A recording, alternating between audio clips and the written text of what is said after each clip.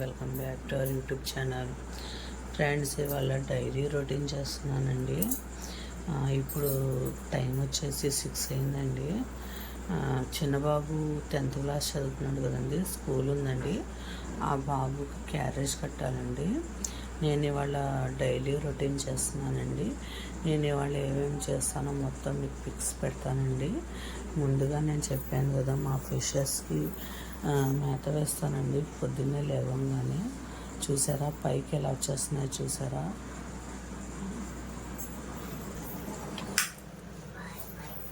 ఇప్పుడు ఆక్సిజన్ ఆపేసి ఇదిగోండి ఫ్రెండ్స్, ఆక్సిజన్ ఆపేయగానే వాళ్ళకి తెలిసిపోయిద్దండి మనం మేత వేయడానికి వచ్చామని చెప్పి. చూసారా ఎలా పైకి వచ్చేస్తున్నాయో.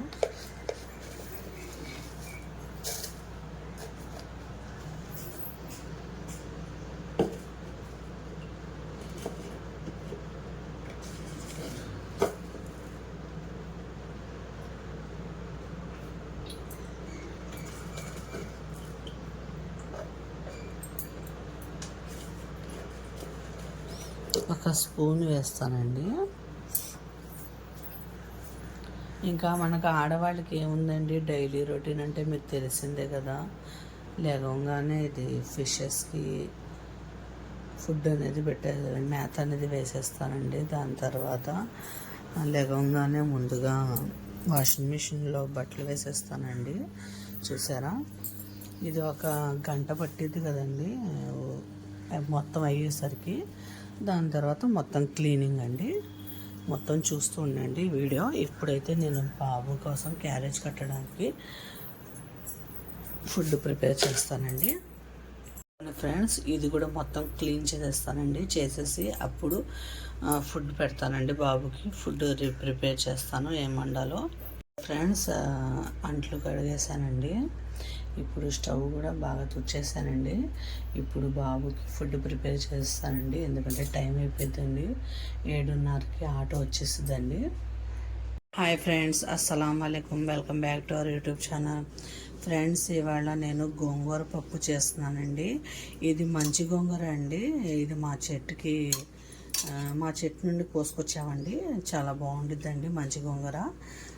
నేను పప్పు వేసి గోంగూర పప్పు చేస్తానండి. చూడండి, రెసిపీ చాలా బాగుండిద్ది. వీడియో ఎండ్ దాకా చూడండి, వీడియో స్క్రిప్ట్ చేయకండి ఫ్రెండ్స్. చాలా బాగుండిద్దండి. నేను పప్పు కొద్దిగాను గోంగూర ఎక్కువ వేస్తానండి, ఎందుకంటే గోంగూరలో ఐరన్ ఎక్కువగా ఉంటుంది కదండి. నేను అందుకే పప్పు తక్కువను గోంగూర ఎక్కువ వేసి గోంగూర పప్పు చేస్తానండి. మీరు చూస్తుండండి, వీడియో మొత్తం స్క్రిప్ట్ చేయకండి. ఫ్రెండ్స్, అయిపోయింది కదా. ఇప్పుడు మనం ఇది మెదుపుకుందామండి. చూసారా ఎంత బాగా వచ్చిందో. ఇలాగే ఉండాలండి పప్పుగా ఉంటే అస్సలు బాగోదండి.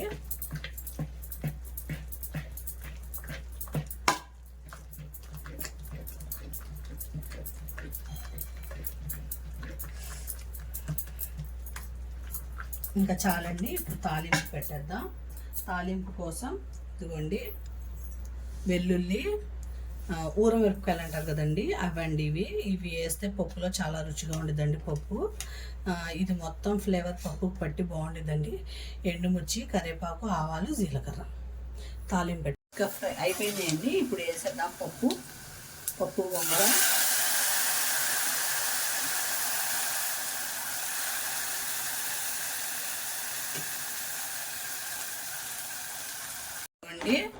ఎంతో ఎమ్మిగా ఉండే గోంగూర పప్పు రెడీ అయిపోయిందండి. చాలా టేస్టీగా ఉండిద్దండి. చూడండి ఎంత బాగుందో.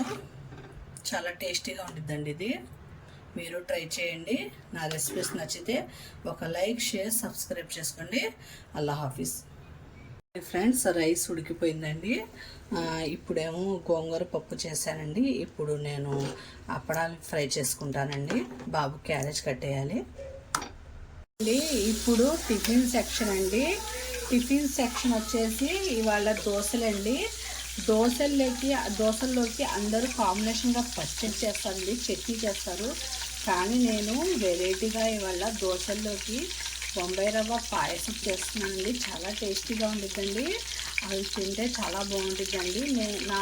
ఈ పాయసం నా వీడియోలో ఉన్నాయండి, చూడండి. బొంబాయి రవ్వ పాయసం సింపుల్గా టేస్టీగా చేస్తున్నాను, చూస్తున్నాను. ఇదిగోండి జీడిపప్పు బాదం మొత్తం ఫ్రై చేసి తీసుకున్నాను. నేను మొత్తం వీడియో పెట్టట్లేదండి, చిన్న చిన్న క్లిప్స్ పెడతాను. ఎందుకంటే వీడియో ఎక్కువైపోయిందని చెప్పి కొద్దిగా పెడతాను. చూడండి, బొంబాయి రవ్వ పాయసం చాలా బాగుంటుంది, దోశల్లోకి కాంబినేషన్ అండి.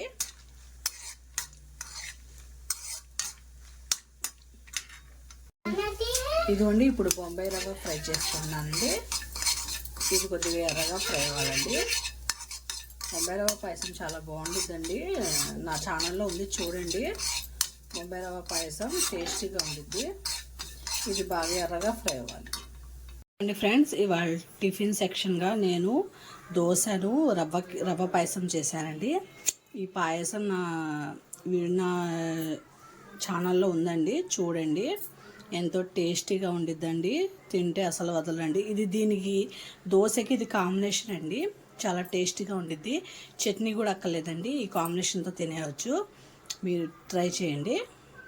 ఇప్పుడు మధ్యాహ్నం లంచ్లోకి అండి పొద్దున్న చేశాను కదా, పప్పును గోంగూర పప్పు, రైస్, అప్పడాలు, వడియాలండి.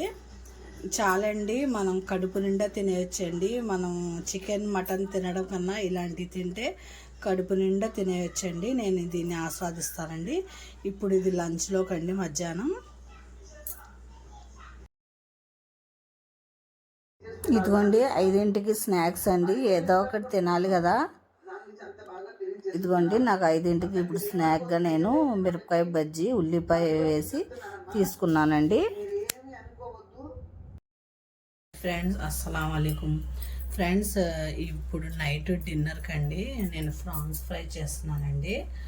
అది ఎలా చేయాలో దాని ప్రాసెస్ చూద్దామండి. రైస్ పెట్టేస్తానండి, రైస్ కుక్కర్లో ఫ్రాన్స్ ఫ్రై చేసేస్తానండి. పప్పు ఉంది కొద్దిగా, సరిపోయింది డిన్నర్కి.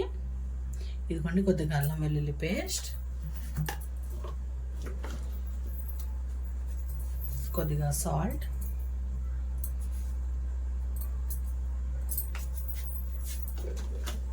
కొద్దిగా పసుపు,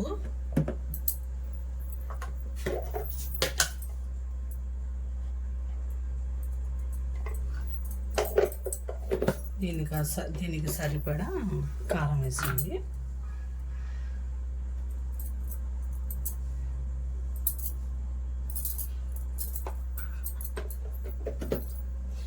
ఇందులో కొద్దిగా కార్న్ఫ్లోర్ కలుపుకుందామండి.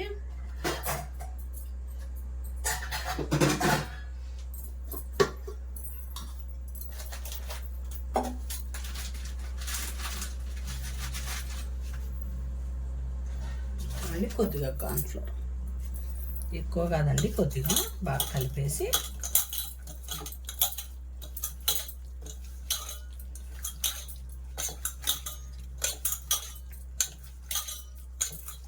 ఇప్పుడు ఇది ఒక 2 మినిట్స్ ఇలా పెట్టేసి ఫ్రై చేస్తున్నాం.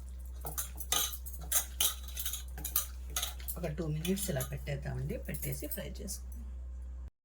నేను ఫ్రాన్స్ ఫ్రై చేశానండి. ఇదిగోండి రైస్ పెట్టేశాను, రైస్ కూడా ఉడుకుతుందండి, దాని తర్వాత చూద్దాం. ఫ్రెండ్స్, ఎంతో టేస్టీగా ఉండే ఫ్రాన్స్ ఫ్రై రెడీ అయిపోయిందండి. చాలా ఎమ్మీగా, చాలా టేస్టీగా, ఈజీగా 10 మినిట్స్లో ఫ్రాన్స్ ఫ్రై అయిపోయిందండి. చాలా టేస్టీగా ఉండిద్దండి. నా రెసిపీస్ నచ్చితే ఒక లైక్ చేయండి, షేర్ చేయండి, సబ్స్క్రైబ్ అనేది చేసుకోవట్లేదు, చేసుకోండి ఫ్రెండ్స్. అంతే ఫ్రెండ్స్, నేను ఇది డెకరేషన్ కోసమే యూస్ చేశానండి, ఇంకేం కాదు. అంతే ఫ్రెండ్స్, బాయ్ ఫ్రెండ్స్, అల్లా హాఫీజ్.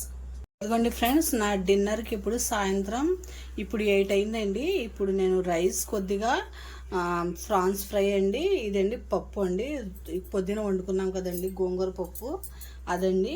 ఇంకా అంతేనండి డిన్నర్ నాది. మనం ఎప్పుడు రైస్ తక్కువను కర్రీ ఎక్కువ తినాలండి, అప్పుడు మనకి ఎటువంటి హెల్త్ ప్రాబ్లమ్స్ రావండి. మనకి చాలా మనకి హెల్త్ ప్రాబ్లమ్స్ చాలా తక్కువ అవుతాయండి. మనం ఎప్పుడు రైస్ తక్కువ, కర్రీ అనేది రైస్ 1% తీసుకుంటే కర్రీ అనేది 2% తీసుకోవాలండి. అప్పుడు మనకి ఎటువంటి అదే